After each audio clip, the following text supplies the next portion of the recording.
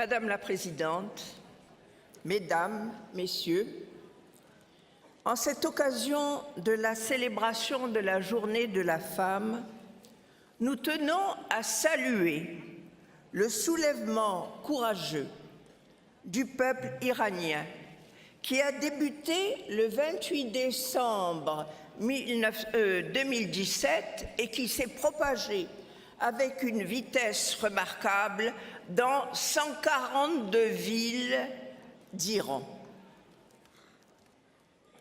Nous tenons à saluer la bravoure et l'esprit de sacrifice des jeunes manifestants qui se sont dressés pour la liberté et la démocratie en Iran. Dans ces manifestations, les femmes iraniennes étaient présentes partout.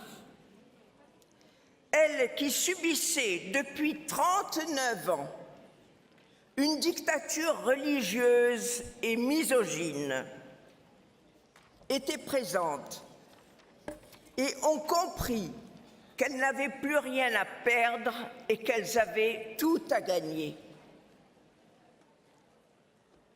Leur courage, leur bravoure sont d'autant plus exemplaires que la République islamique d'Iran, proclamée le 1er avril 1979, avec un clergé favorable à l'avènement d'un régime théocratique, a exécuté 120 000 prisonniers politiques, dont 30% étaient des femmes, soit un nombre de 36 000 femmes.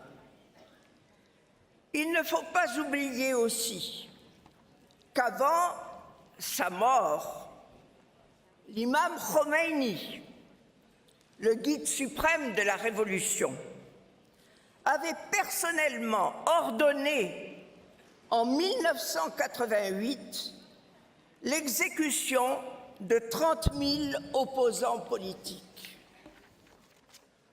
On se demande comment les gouvernants occidentaux qui ont soutenu son avènement ont-ils pu à ce point être atteints de cécité à l'égard d'un homme qui, expulsé d'Irak en septembre 1978, s'installait en France à Neauphle-le-Château, d'où il allait pendant 5 mois diriger la révolution iranienne, jusqu'au départ du Shah en février 1979.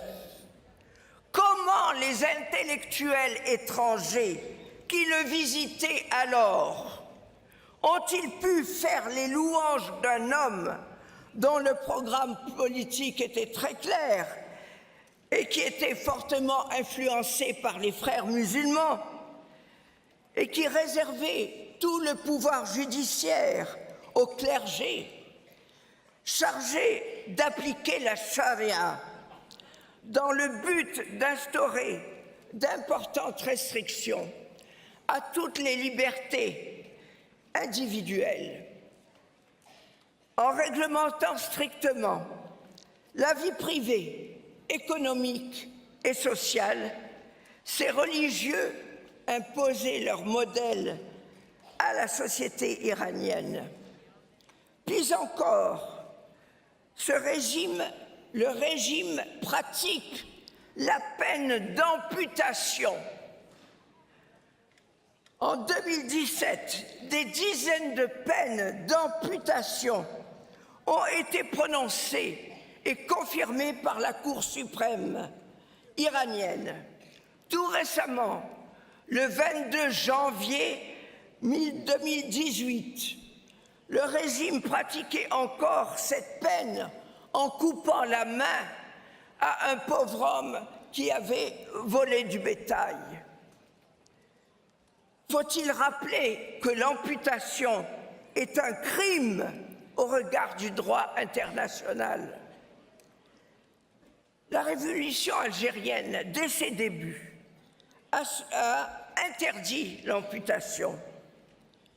Le régime iranien n'hésite pas non plus à jeter une femme en prison parce qu'elle ne veut plus porter son voile.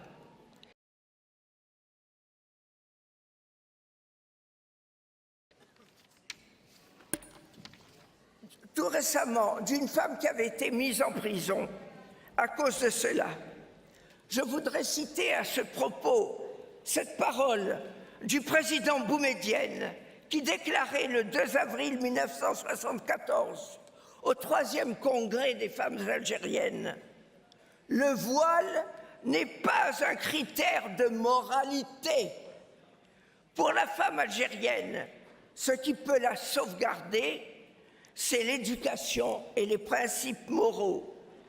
Éduquons la fille algérienne, armons-la de principes moraux et laissons-la sans voile, que ce soit à l'université, à l'usine ou dans l'administration. C'est ainsi que nous concevons la liberté et l'émancipation de la femme. Nous voulons à cette occasion rappeler les marches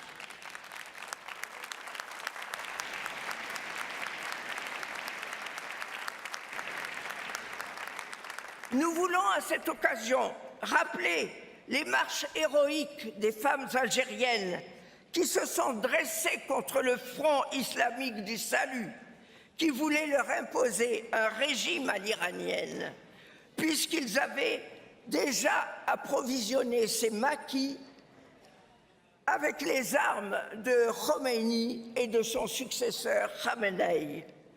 Cette guerre qui a endeuillé, ne l'oublions pas, l'Algérie avec 200 000 morts.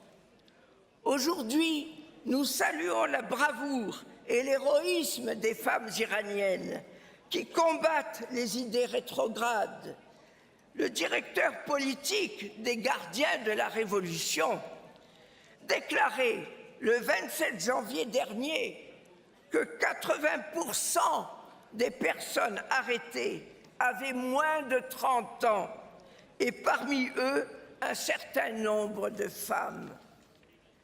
Quel échec pour le régime des mollahs, car un tel aveu reconnaissait de manière implicite que les jeunes nés à l'époque de Khomeini et qui n'avaient connu que ce régime de dictature religieuse le rejetaient et manifestaient leur ras-le-bol, tout en sachant qu'ils risquaient leur vie ou même la prison.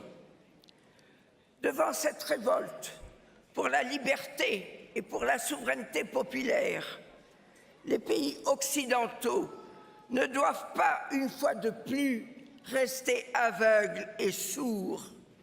Il ne faut pas répéter les drames du XXe siècle. Il ne faut pas sacrifier des centaines de milliers de victimes sur l'autel des intérêts économiques. Madame la Présidente, Madame Radjavi, vous qui êtes la femme courageuse qui entretient la flamme de toutes les luttes contre la tyrannie, sachez que vous avez le soutien inébranlable de vos sœurs qui partagent votre clairvoyance. La femme